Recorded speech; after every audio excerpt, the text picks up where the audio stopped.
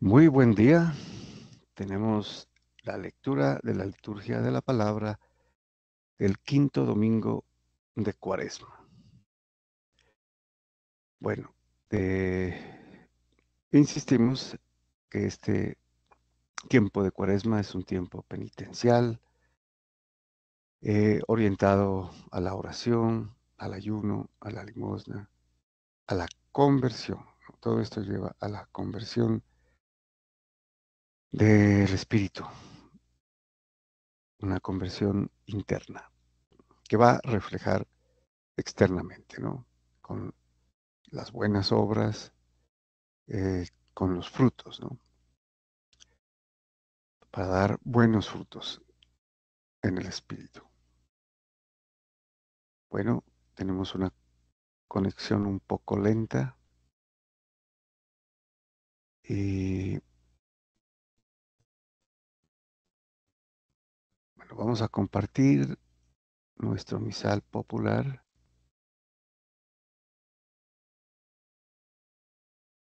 Bueno, ya tenemos, creo, en pantalla el domingo quinto, ¿no? Quinto domingo de Cuaresma.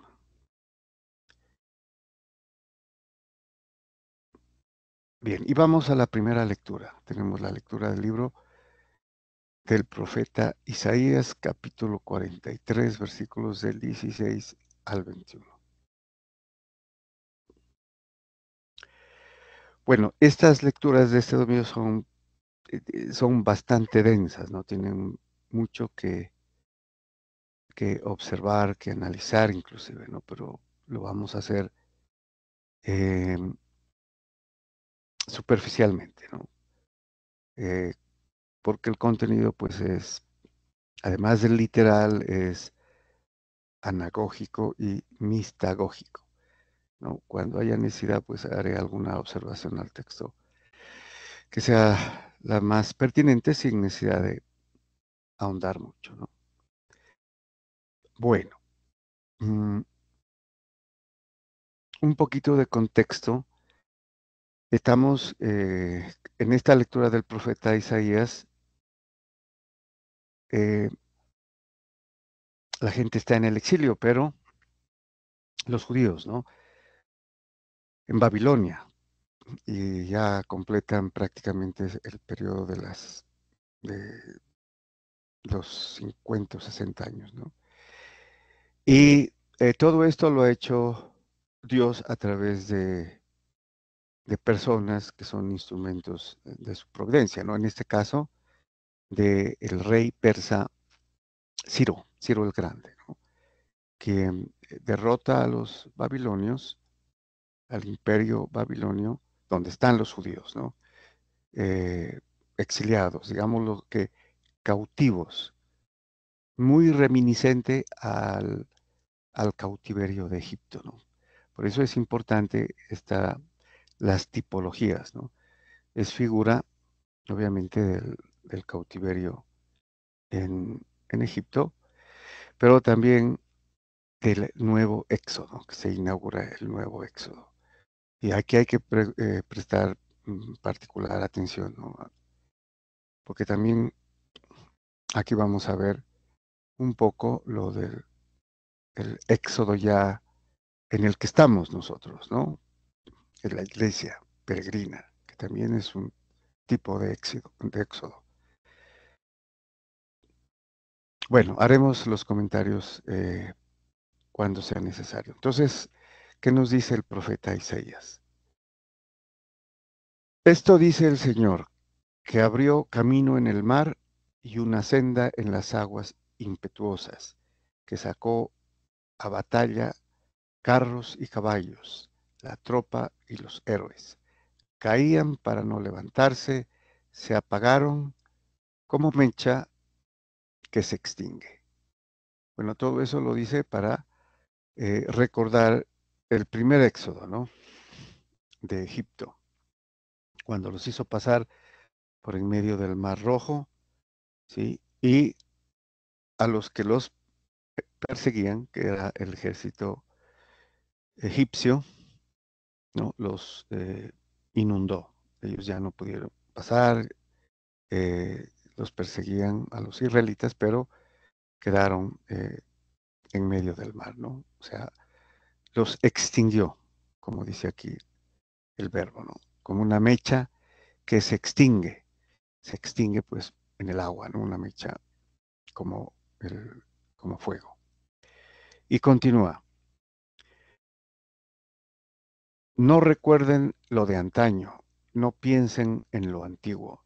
Miren, que realizo algo nuevo, ya está brotando, ¿no lo notan? Abriré un camino en el desierto, corrientes en el yermo. Me glorificarán las bestias salvajes, chacales y avestruces, porque pondré agua en el desierto, corrientes en la estepa, para dar de beber a mi pueblo que me he formado para que proclame mi alabanza. Bueno, sí, aquí habría mucho que comentar, ¿no? Sin embargo, eh, dice ya no recuerden lo antiguo, o sea, lo de Egipto, ¿no? El pueblo judío va a estar en presencia de un nuevo éxodo saliendo de Babilonia, ¿no?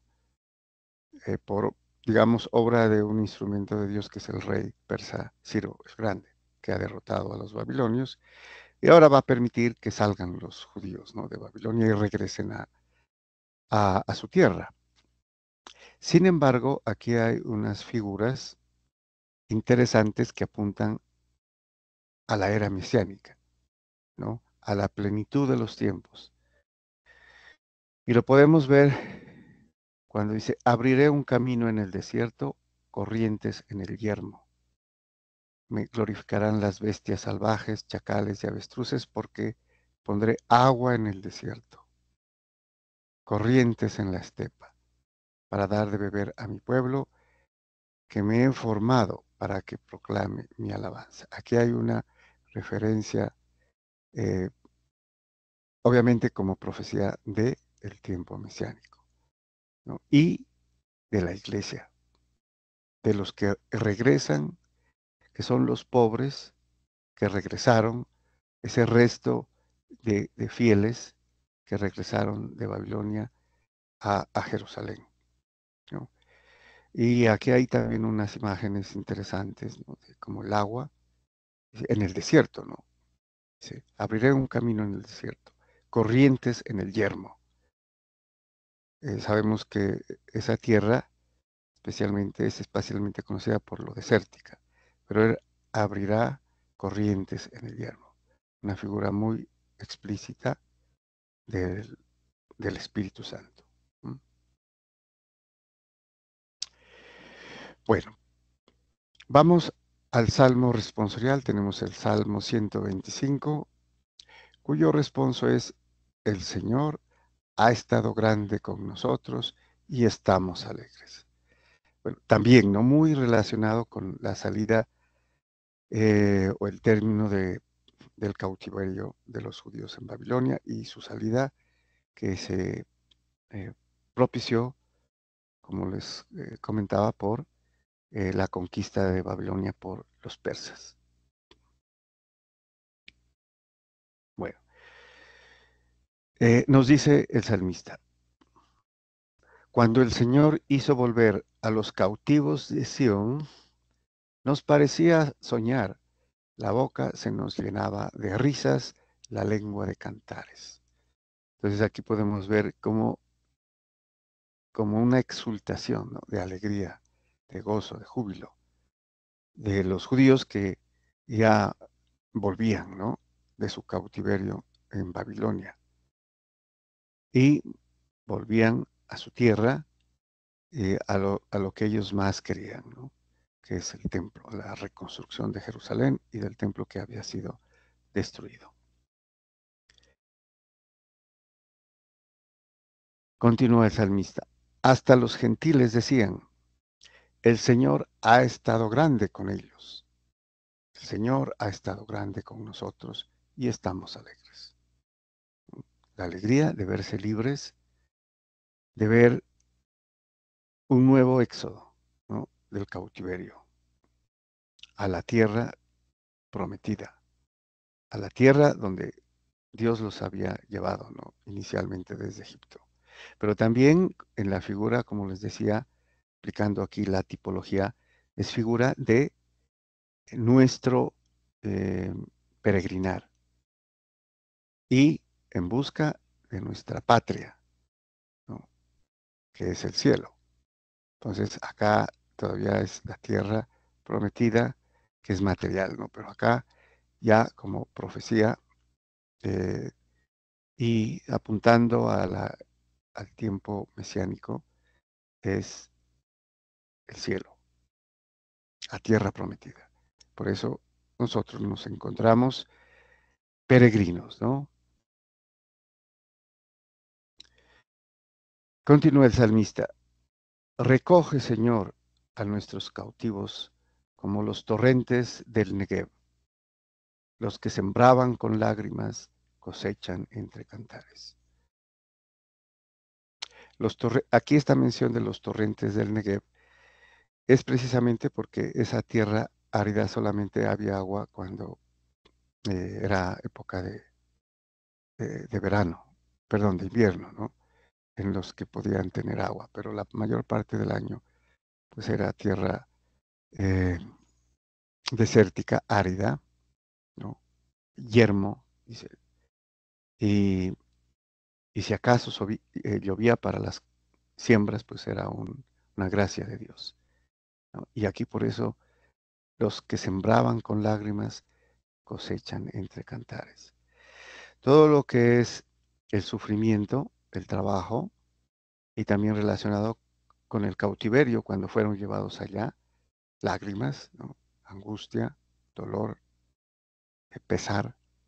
Ahora vuelven, dice, cosechan entre cantares, ¿no? Por la alegría. Entonces utiliza una figura aquí de la agricultura. Y continúa, al ir llorando, llevando la semilla, al volver, vuelven cantando, trayendo sus gavillas. Lo mismo, ¿no? Entonces, llorando, deportados, exiliados, conquistados, hechos, eh, puestos en cautiverio en una tierra extraña, iban llorando, ¿no? Pero llevaban la semilla, ¿no? Dios iba a cumplir las promesas hechas a Abraham, a Isaac y a Jacob. Pero esto fue un castigo, ¿no? El cautiverio, el exilio en Babilonia, como una purificación, porque volvieron, ¿no? Volvieron, eh, dice, cantando, trayendo sus gavillas, continuando, porque ellos tenían que continuar, porque Dios iba a cumplir con este resto que volvieron las promesas hechas a los patriarcas. Bueno, y vamos a la segunda lectura. Tenemos la lectura de la carta del apóstol San Pablo a los cristianos de Filipos, o sea, a los filipenses. Capítulo 3, versículos del 8 al 14. Muy bien. Eh, Aquí habría que también hacer una contextualización para poder entender especialmente el comienzo, ¿no? Es que Pablo se está dirigiendo a los filipenses haciéndoles eh, un recuento de lo que fue él, ¿no? San Pablo, y todos los logros, todos los títulos que tuvo, ¿no? Como judío, fariseo, cumplidor de la ley, eh, de raza hebrea, judía, ¿no? Em, y celoso del judaísmo, ¿no? Y obviamente fariseo, perseguidor de la iglesia, ¿no? Muy celoso. Y entonces esto lo hace él a título honorífico. Todo eso para él era el honor, su honor, lo más grande que tenía un judío, ser cumplidor de la ley, ¿no? Estricto cumplimiento de la ley, y especialmente como fariseo y conocedor de la ley, ¿no? Él había sido instruido a los pies de Gamaliel, el gran doctor de la ley, ¿no? Bueno, entonces todo eso lo consideraba él y les hace conocer a los filipenses, ¿no? Un poquito antes de este pasaje. Y entonces conecta con lo que vamos a ver. Nos dice entonces el apóstol San Pablo. Hermanos, todo lo considero pérdida comparado con la excelencia del conocimiento de Cristo Jesús, mi Señor. Entonces, mi Señor, ¿no? Es bastante impactante, ¿no? Leer unos versículos antes y ver lo que dice, ¿no? El cambio radical que tuvo San Pablo, ¿no? Todo eso que les mencioné al comienzo, que era honorífico para todo judío fariseo, cumplidor de la ley, lo considero pérdida comparado con la excelencia del conocimiento de Cristo Jesús, mi Señor, ¿no? Es importante, mi Señor.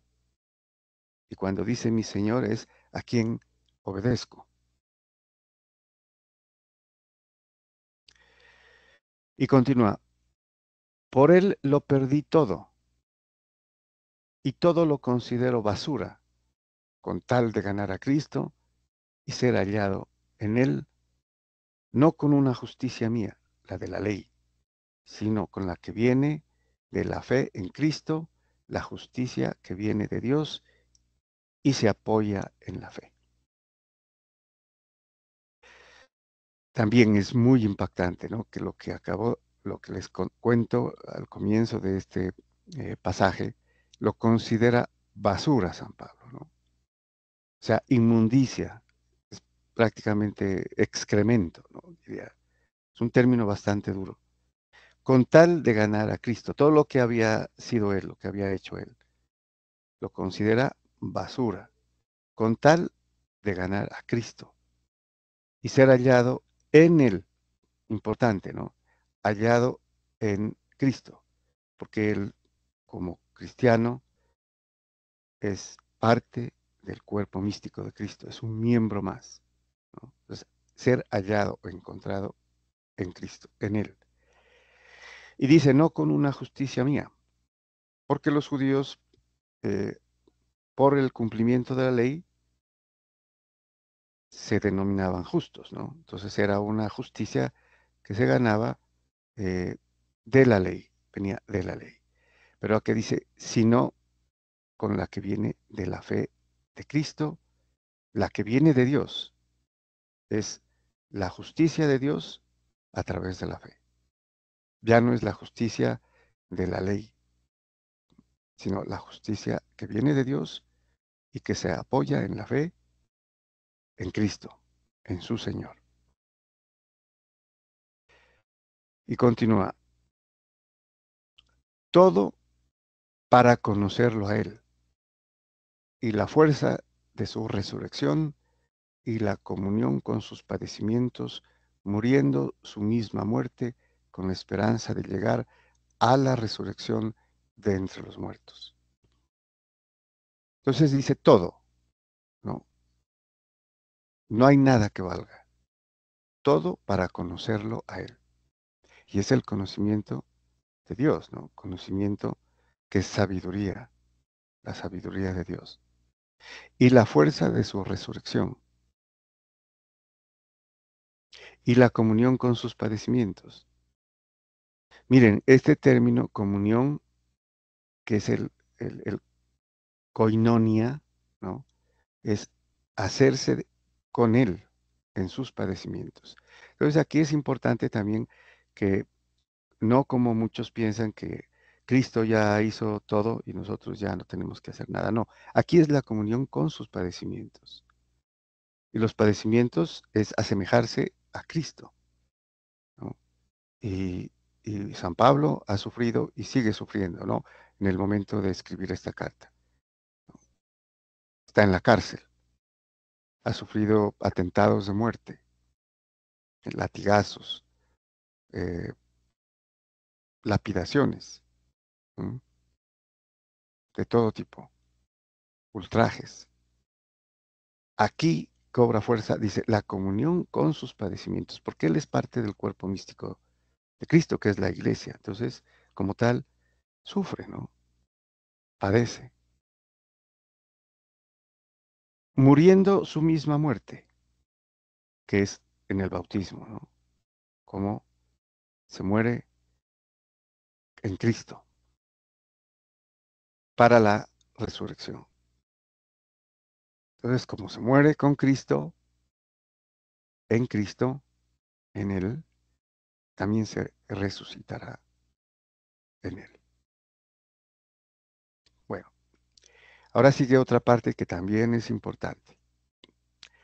No es que ya lo haya conseguido o que ya sea perfecto. Yo lo persigo a ver si lo alcanzo como yo he sido alcanzado por Cristo. Bueno, esta parte es muy bella porque él va a utilizar, como ya lo ha hecho anteriormente, la figura del del atletismo, ¿no? De los deportes. Bueno, entonces, lo que nos dice es que él todavía no ha conseguido, ¿no? Todo lo que acaba de mencionar,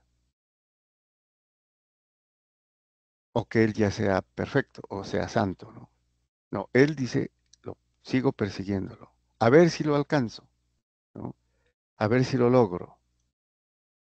Entonces también esto es muy diferente a lo que muchos hermanos piensan que ya una vez que Cristo pagó por nuestras culpas ya estamos salvados. Y creer en Él, eso es suficiente, no más. Así se pueda seguir pecando, ¿no? No. Aquí el mismo San Pablo lo dice, a ver si lo alcanzo. Como yo he sido alcanzado por Cristo, se refiere a al camino que él iba a Damasco, ¿no? Y que Cristo lo alcanzó, ¿no? Utilizando su término aquí. Y impidió que él continuara en su viaje a Damasco y se convirtió.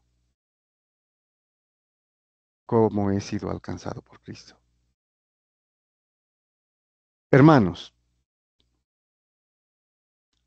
yo no pienso haber conseguido el premio, ¿sí? Eso habla volúmenes, ¿no? A diferencia de lo que muchos de nosotros pensamos, que ya hemos conseguido algo, o mucho, o todo. Yo no pienso haber conseguido el premio. Solo busco una cosa, olvidarme de lo que queda atrás y lanzándome hacia lo que está por delante. Corro hacia la meta, hacia el premio al cual me llama Dios desde arriba en Cristo Jesús. Entonces, esto es muy eh, pertinente, ¿no? Impactante, diría yo. Y aquí utiliza la figura del deporte, ¿no? Como la del atletismo, de las justas, ¿no? Correr. Él dice, me olvido de todo lo que ha quedado atrás, todo lo que fue él, ¿no? En el judaísmo. Y me lanzo hacia adelante, dice, corriendo hacia la meta, hacia el premio. Todavía no lo ha conseguido, ¿no? Inclusive en otras partes dirá San Pablo, no sea que yo quede descalificado, ¿no? Por la pretensión de haber alcanzado ya, o el orgullo, ¿no? O la soberbia inclusive. Dice, no, corro hacia la meta, hacia el premio, al cual me llama Dios desde arriba en Cristo Jesús. Él sigue hacia adelante, ¿no? No mira hacia atrás. Todo eso es pasado. Él busca el conocimiento, ¿no? La sabiduría de Dios, actuando, poniendo por obra la ley evangélica, el amor al prójimo, ¿no? Y produciendo los frutos. Bueno, y terminamos con el Evangelio. Tenemos el Evangelio según San Juan, capítulo 8, versículos del 1 al 11. Bueno, también este es bastante conocido, este pasaje. Nos dice, en aquel tiempo Jesús se retiró al monte de los olivos, ya sabemos, para orar, ¿no? Al amanecer se presentó de nuevo en el templo y todo el pueblo acudía a él y sentándose les enseñaba. Entonces aquí también es importante observar, ¿no? Eh, Se retiraba muy frecuentemente a orar al monte y sabemos que es de noche, ¿no? En el silencio de la noche. Al amanecer se presentó. Entonces, en el templo, importante, él iba al templo, ¿no? Desde niño.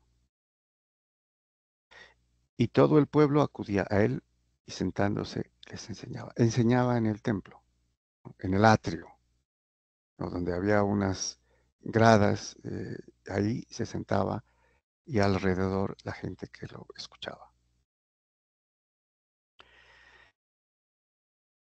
Los escribas y los fariseos le traen una mujer sorprendida en adulterio y colocándola en medio le dijeron, Maestro, esta mujer ha sido sorprendida en flagrante adulterio. La ley de Moisés nos manda apedrear a las adúlteras. ¿Tú qué dices? Le preguntaban esto para comprometerlo y poder acusarlo. Bueno, entonces aquí tenemos otra instancia, ¿no? De los escribas y fariseos. Lo que querían era probarlo y ponerlo en una eh, difícil situación, ¿no? En una encrucijada, digámoslo así. Llevan a una mujer que ha sido sorprendida en flagrante adulterio. Ahora le citan la ley, ¿no? La ley de Moisés, que manda apedrear a las adúlteras. Y eso es lo que hacían, ¿no? Ya podríamos imaginarnos que lo hacían era para beneficio de ellos. Y en desprestigio de las mujeres, ¿no? Porque con eso posiblemente borraban su misma culpa. Porque las adúlteras lo hacían, cometían el pecado con los hombres. Pero a los hombres no les pasaba nada, ¿no? Solamente eran las adúlteras. La ley la tergi- tergiversaban solamente en, eh, hacia las mujeres como el punto malo. ¿Cómo lo comprometían? Lo comprometían en el sentido de que si él la perdonaba como esperaban ellos, ¿no? Como ellos saben y le critican que está con los pecadores y perdona pecados, ¿no? Porque entonces estaría él en contra de la ley. Es lo que quieren ellos, para acusarlo. Pero si dice lo contrario, ¿no?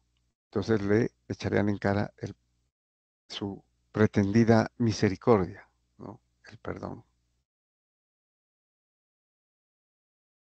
Y también porque si decía que la maten, estaba en contra también de la ley eh, romana, ¿no?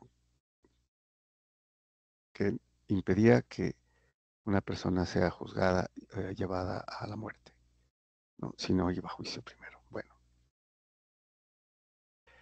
pero Jesús, inclinándose, escribía con el dedo en el suelo. Bueno, esta parte eh, no ha sido muy bien interpretada y muchos exégetas dicen que es algo oscuro, ¿no? Jesús, después de esto, se inclinó. Inclusive podríamos imaginarnos como respuesta a lo que le dicen, se inclinó y empezó a escribir con el dedo en el suelo. Interesante, ¿no? O hasta extraño, podríamos decir, pero pues habría aquí una justificación profunda. Como insistían en preguntarle, se incorporó y les dijo, también es importante, insistían, ¿no? O sea, esto lo dijeron varias veces y él estaba escribiendo con el dedo en el suelo. Podremos imaginarnos esta situación. Entonces, ante la insistencia, dice el texto, se incorporó y les dijo, el que esté sin pecado, que tire la primera piedra. E inclinándose otra vez, siguió escribiendo. Siguió escribiendo con el dedo en el suelo. Esto es muy intrigante, ¿no? A veces se puede pasar eh, sin mucho comentario, pero pues aquí podemos hacer una observación.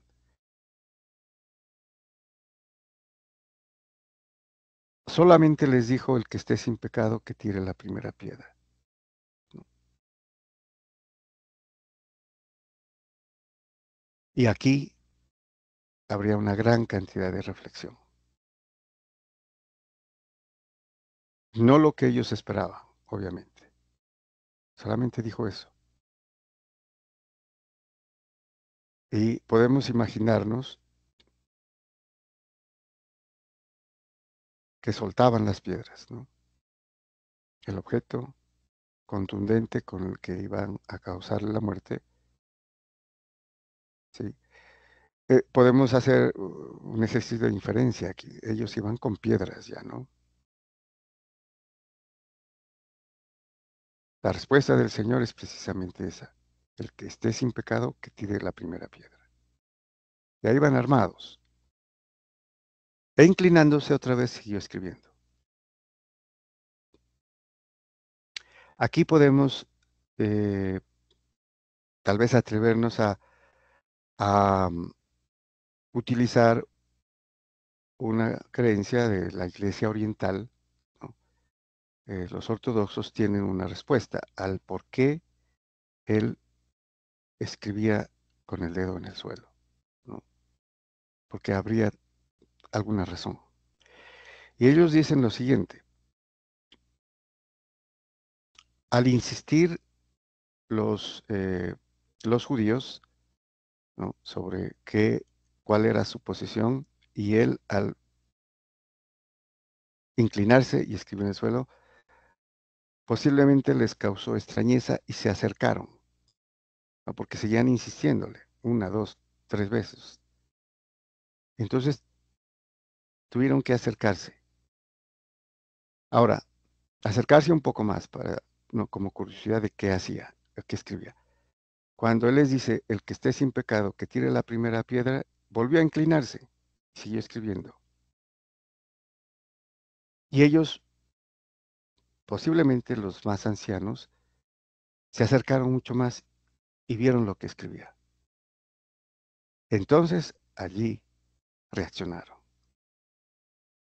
Entonces, la interpretación que le dan los ortodoxos es que vieron los nombres de de los ancianos que estaban preguntándole. Y vieron al lado de los nombres muerte, lujuria, adulterio, la lista de los pecados de ellos. Eso es lo que escribía el Señor con el dedo. Entonces, al darse cuenta de eso, solamente, por eso es secuencial, ¿no? E inclinándose otra vez, siguió escribiendo. Allí se acercaron ellos, ¿no?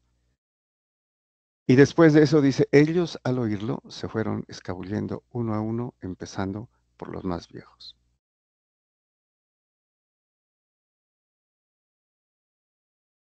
Los más viejos que se acercaron y vieron lo que escribía el Señor, se fueron escabullendo. Y solo quedó Jesús con la mujer en medio, que seguía allí delante. Jesús se incorporó y le preguntó, mujer, ¿dónde están tus acusadores? ¿Ninguno te ha condenado? Ella contestó, ninguno, Señor. Jesús dijo, tampoco yo te condeno. Sí, aquí es importante, no tanto el no te condeno, ¿no? Porque sabemos que Jesús no vino a condenar, sino a salvar. Pero creo que más importante es lo que sigue, anda, ¿no? sigue, continúa, camina, corre, pero no peques más. No mires hacia atrás, como la lectura de San Pablo, ¿no? No miro hacia atrás, sino tengo puesta mi vista en la meta, dice, ¿no? Podríamos traer ese texto aquí también. Entonces, no te condeno tampoco. Anda, continúa, sigue, pero, aquí viene el pero, en adelante no peques más. O sea que sí era una adúltera, ¿no? Pero a la voz del Señor, muy probablemente, casi que seguramente, esta mujer siguió el consejo del Señor, siguió adelante y no volvió a cometer ese pecado.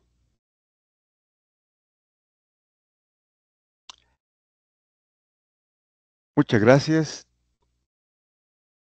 buen día y bendiciones.